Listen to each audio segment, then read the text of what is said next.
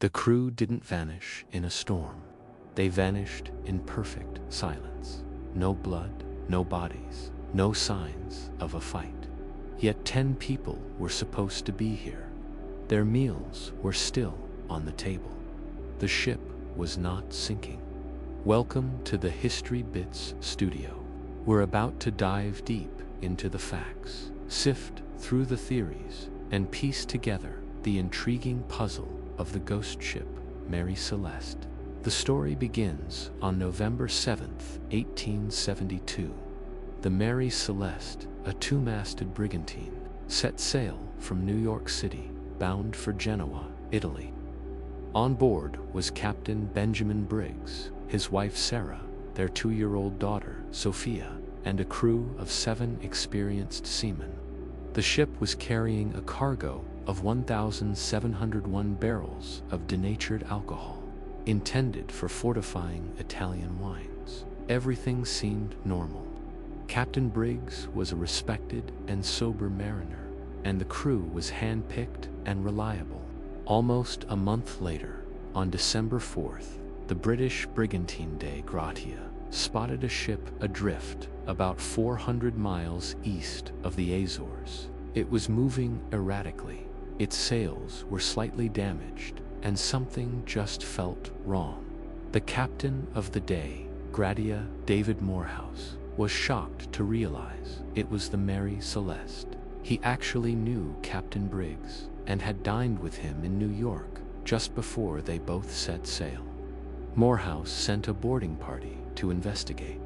What they found was deeply unsettling. The ship was deserted. The crew's personal belongings were still in their quarters, untouched. Valuables, including a sewing machine and the captain's wife's jewelry, were all there. In the ship's galley, there was ample food and fresh water, enough for 6 months. The cargo of alcohol was mostly intact, except for 9 barrels that were found empty. The ship's logbook was found in the mate's cabin. Its last entry was dated November 25th, 9 days earlier.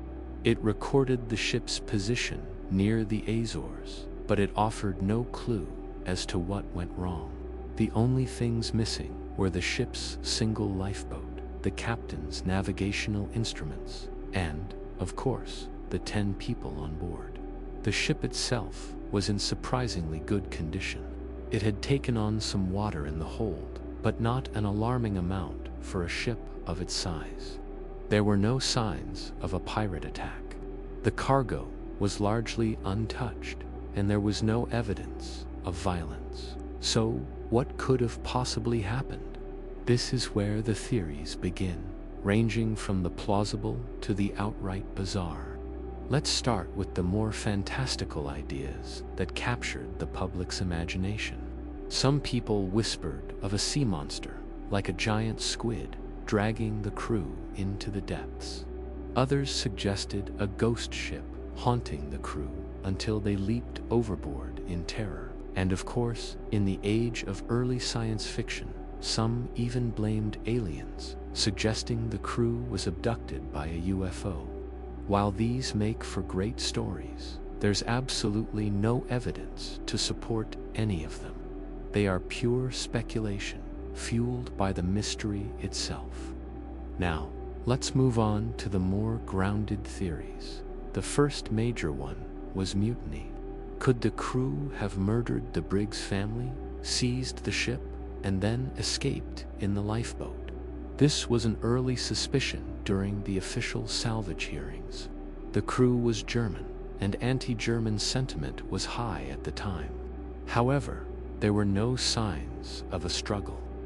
The captain was known to be fair, and the crew was described as peaceful and competent. It seems highly unlikely they would suddenly turn violent, kill everyone, and then abandon a perfectly good ship in the middle of the ocean. Another popular theory involves foul play from another vessel. Perhaps pirates did attack, not for the cargo, but for something else. Or maybe the crew of the de Gratia, the ship that found the Mary Celeste, were the culprits. The theory goes that they killed everyone on the Mary Celeste to claim the valuable salvage reward.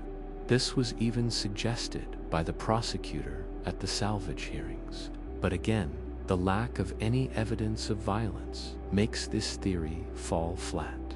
Captain Morehouse and Captain Briggs were friends, and it's a huge stretch to imagine him committing such a horrific crime for money.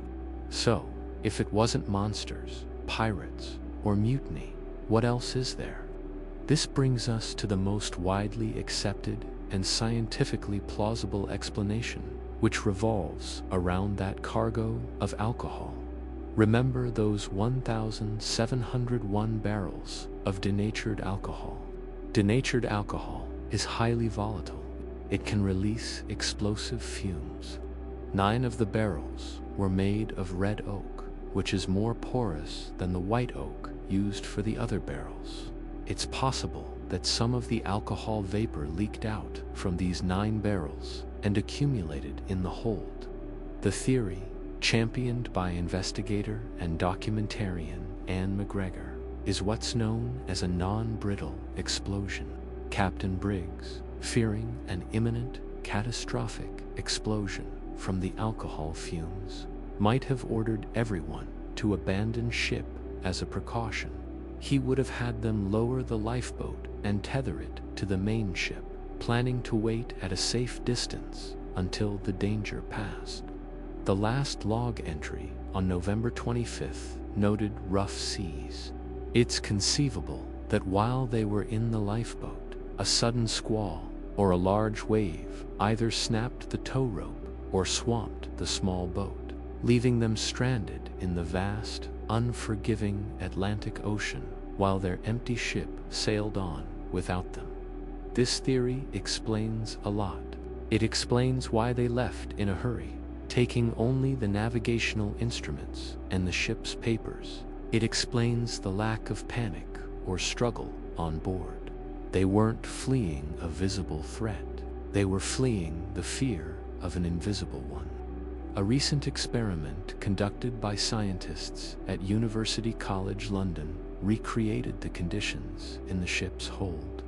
They showed that an alcohol vapor explosion could create a significant pressure wave enough to blow off the hatch, covers butt with a flame that was quickly extinguished, leaving behind no scorch marks or soot. Someone on deck might have heard a loud whoosh or a rumbling sound, seen the hatches fly open, and believed the entire ship was about to go up in flames. Another variation of this theory involves an earthquake. A seaquake is an earthquake that occurs on the ocean floor. It can create tremors and strange, unsettling sounds that could have been misinterpreted as the ship breaking apart or the cargo exploding. The area where the Mary Celeste was last recorded is seismically active, faced with terrifying, unexplained shaking and noise. The captain might have made the same fateful decision: abandon ship temporarily until the danger passed. So, while we may never know with 100% certainty what happened to Captain Briggs, his family, and his crew, the alcohol vapor theory remains the most logical and evidence-based explanation. It ties together the key clues: the abandoned ship, the missing lifeboat, the nature of the cargo, and the lack of any signs of violence.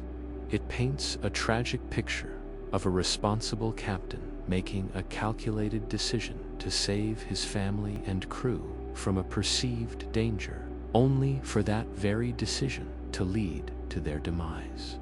The story of the Mary Celeste is a haunting reminder of the power and mystery of the sea.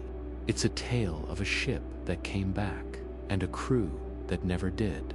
It continues to capture our imaginations because it's a perfect mystery, one where the clues only deepen the enigma. But thanks to modern science and dedicated research, we can finally glimpse the most probable and most heartbreaking truth behind the legend of the ghost ship.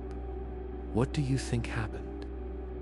Thanks for watching, and if you enjoyed this dive into history's mysteries, be sure to like and subscribe for more.